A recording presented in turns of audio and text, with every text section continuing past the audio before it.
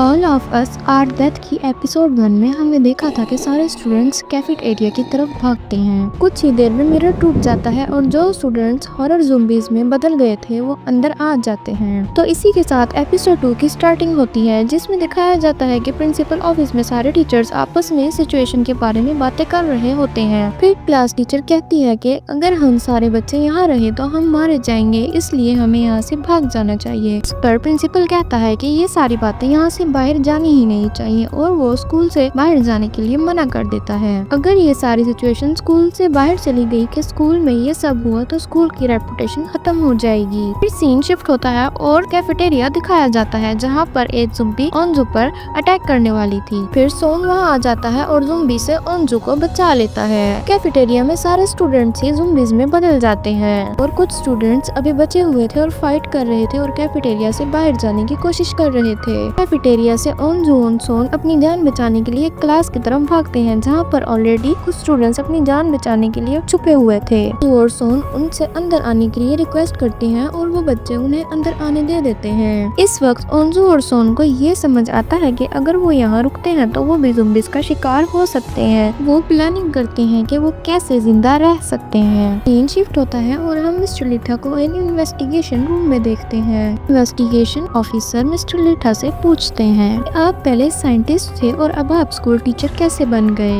Mister लिथा ने उसी चूहे की जीन्स लिए और अपने बेटे की बॉडी में एक्सपेरिमेंट किया। दौरान मिस्टर लिथा ने उनको बताया कि मैंने एक चूहा और बिल्ली को एक केज में रखा और चूहा बिल्ली से ज्यादा पावरफुल बन गया। एक डरपोक इंसान को पावरफुल बना सके। मिस्टर लिथा ने इन्वेस्टिगेशन ऑफिसर को बताया कि वो एक ऐसा एक्सपेरिमेंट कर रहे थे, पर मिस्टर लिथा अपनी कंप्लीट स्टोरी सुनाते हैं। इसका रिजल्ट आज सारे स्टूडेंट्स फेस कर रहे हैं। इस एक्सपेरिमेंट की वजह से उनका बेटा ज़ॉम्बी में बदल गया था, जिसने अपनी ही माँ को काट लिया था। लिथा का फेस भले ही काम दिख रहा हो, लेकिन अंदर से वो अपने किए पर पूरी तरह गिल्ट और रिग्रेट महसूस कर रहे होते हैं। हमें दिखाया जाता है कि जो लड़की हॉस्पिटल में शिफ्ट की गई थी वो सडनली पूरी तरह से ज़ॉम्बी में बदल चुकी है। हॉस्पिटल के स्टाफ को इन्फेक्टेड कर देती है। हमें एक बस दिखाई देती है जिसमें सारे एथलेटिक्स स्टूडेंट्स वापस स्कूल पहुंच जाते हैं। वो देखते हैं कि ज़ॉम्बी स्कूल के ग्राउंड में भाग रहे हैं। तब स्कूल की क्लास में सारे बच्चे मिलकर मोबाइल ढूंढ रहे होते हैं कि ताकि स्कूल की सिचुएशन बाहर लोगों को बताई जा सके। इसी दौरान एक लड़की को मोबाइल फोन मिल जाता है और सोन उसको अनलॉक करने के लिए एक ज़ॉम्बी के फेस के सामने करता है।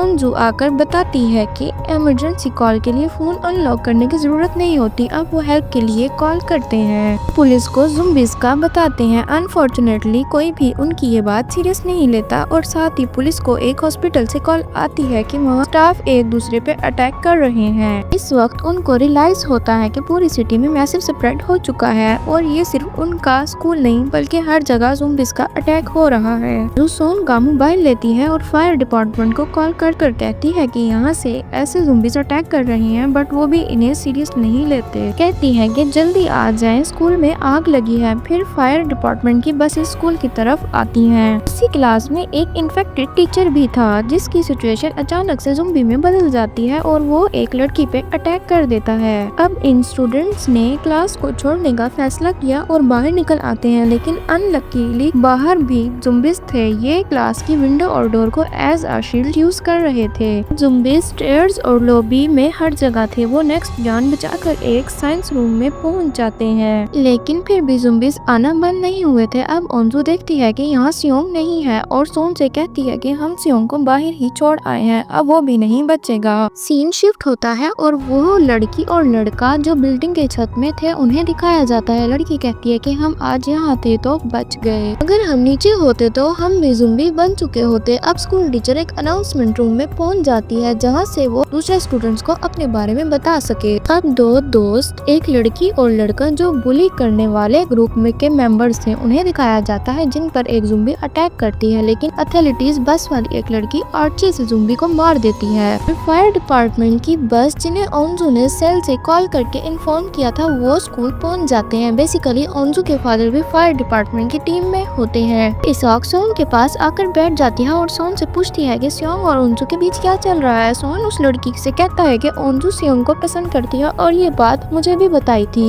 इसॉक ओंजू के पास जाती है और कहती है कि सियोंग अच्छा लड़का है। फिर दोनों एक दूसरे का हाथ पकड़ते हैं। ओंजू देखती है कि इसाक की बॉडी ठंडी क्यों है। सडनली इसाक की नोज से ब्लीडिंग स्टार्ट हो जाती है। मीन्स के फाइट के दौरान एक ज़ुम्बी ने इसाक के पाँव में बाइट किया था। इसाक पूरी तरह ज़ुम्बी में बदल जाती है और ओंजू पे अटैक कर देती है। फिर सोन किसी तरह ओंजू को बचा लेती है। इसी दौरान इसाक विंडो से गिर जाती है, लेकिन अभी भी ओंजू ने इसाक का हाथ पकड़ रखा था क्योंकि वो चाइल्डहुड फ्रेंड्स थे। नेक्स्ट वो बच्चे सारे कपड़े जमा करते हैं, उससे एक स्ट्रॉन्ग रस्सी बनाते हैं। अब एक लड़के को उस रस्सी से नीचे टीचर्स वाले रूम में भेजा जाता है। फिर सारे बच्चे वहाँ एक एक करके वहाँ से नीचे वाले रूम में शिफ्ट होते हैं, लेकिन ओंजू सोन की बात नहीं सुनती। कहती है मैं यहाँ से कहीं नहीं जाऊंगी। सोन ओंजू को समझाता है कि अपने लिए नहीं तो जस्ट अपने फादर के लिए खुद को सेव रख लो। फिर वो भी डाउन फ्लोर में शिफ्ट हो जाती है। सीन शिफ्ट होता है और सियोंग जो मर चुका होता है वो अभी भी जिंदा है और खुद को ज़ुम्बी से बचाने की कोशिश करता है, लेकिन